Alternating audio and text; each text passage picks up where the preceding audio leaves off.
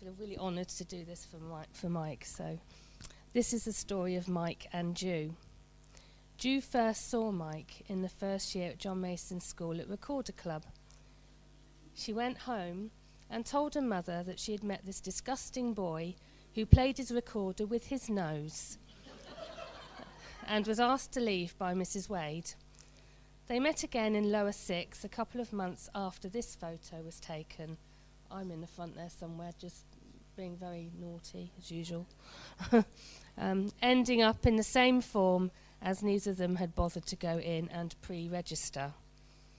They became Christians in the first year of university when Mike was in Southampton and Ju was in London. I was down in Southampton as well, about the same time, I think.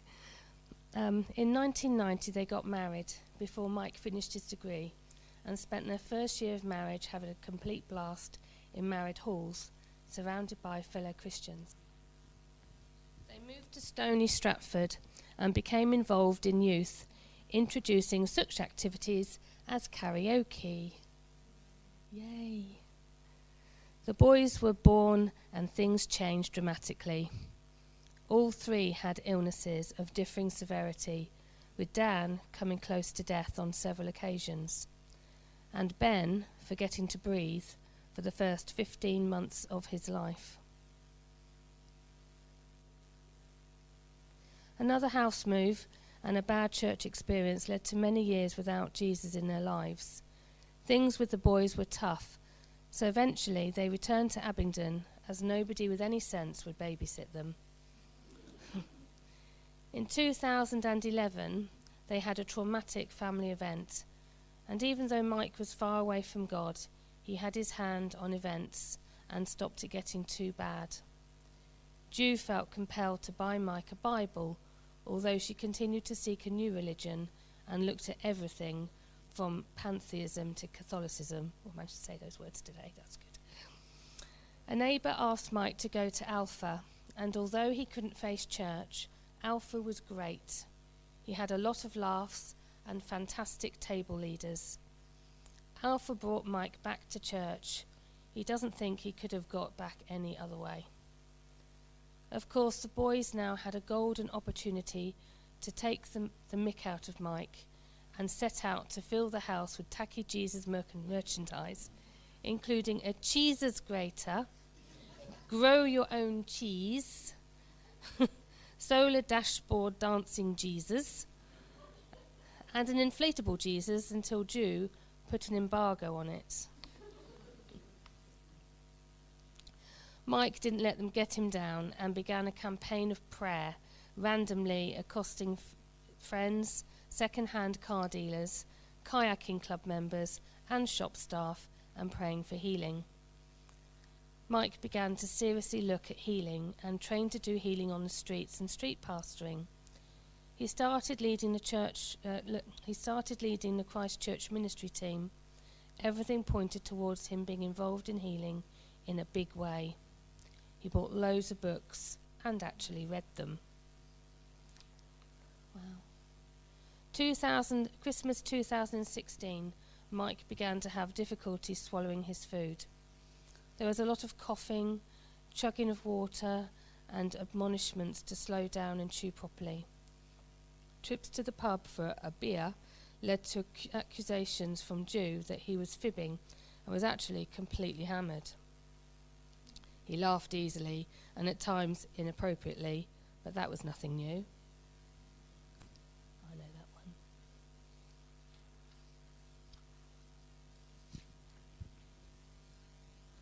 On their way to a short break, Mike quietly said, "Sometimes I have trouble getting my words out." Ju answered that it was probably the stress of having a grandson and work, although in her heart she already knew what it was from her work as community nurse clinical educator. They visited Mike's GP, who suggested referring him to ENT, but Ju insisted on a neurology opinion. In July, just before Mike flew to Spain to do some mission work, he got the diagnosis, motor neuron disease, or MND, or if you're American, ALS. Right, motor neuron disease is a progressive neurological condition that attacks the motor neurons or nerves in the brain and spinal cord. This means messages gradually stop reaching the muscles, which leads to weakness and wasting. MND can affect how you walk, talk, eat, drink, and breathe. Mike's diagnosis is bulbar onset, so it begins at the top of the spine, affecting swallowing and speech first, before moving on to the arms and finally lungs. Life expectancy is just 2 years from the onset of symptoms. Ju had been away from Christchurch for 16 years while she'd been on a spiritual quest through the various ologies and faiths. But now Mike wasn't safe around cake. She knew he couldn't go to church on his own anymore.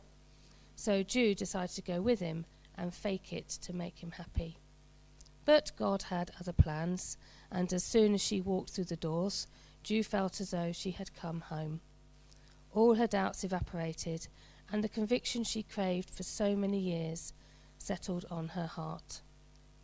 They decided they were going to Bethel, and between them planned a trip to California in little under 6 weeks. It was such a massive encouragement, and something Mike had wanted to do for a very long time. They began a tour of healing rooms, which planted the seed to start one here in Abingdon. There are none in the local area currently. They both felt God telling them this was what they had to do. In August, at church began a prayer group for Mike's healing, meeting every other Friday for worship, prayer, and Bible study. A byproduct of this was that Ju's shorter leg grew out and all the pain in my hip stopped completely. After a few days of tripping up as my legs were now the same length, I accepted that I had received my own minor miracle. But where was Mike's healing? That was Ju talking, wasn't it? I just figured that one out. Sorry, it takes time for my brain to catch up.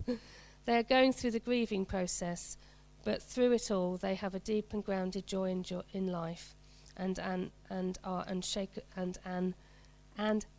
unshakable faith, which has surprised them. They're doing much better than they thought they would. Something like this forces you to work things through. Things you thought you understood, you look at again. Just a slurp of water, sorry.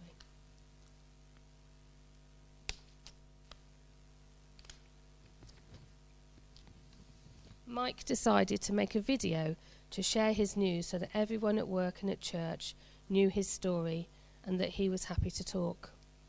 It was the hardest thing he had done in a long time. There followed a few weeks of extended coffee breaks and surprisingly a lot of laughter. Mike launched his blog, Plan A, all the way, which was much more fun than they had imagined it would be. Mike would love it if you would follow him at planablog.blog. Progress of the illness feels slow for Mike. At times, apart from the fatigue, he doesn't feel ill. For Ju, it's been a little harder. And the grieving process happens again in a shortened form for each loss.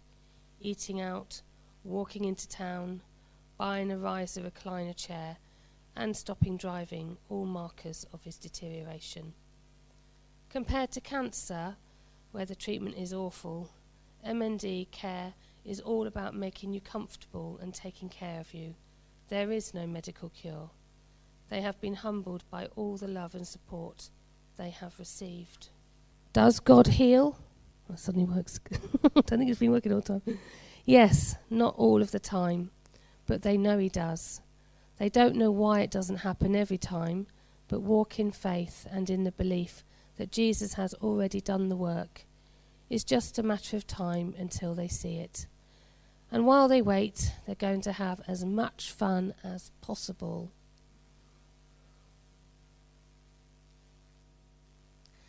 That's it.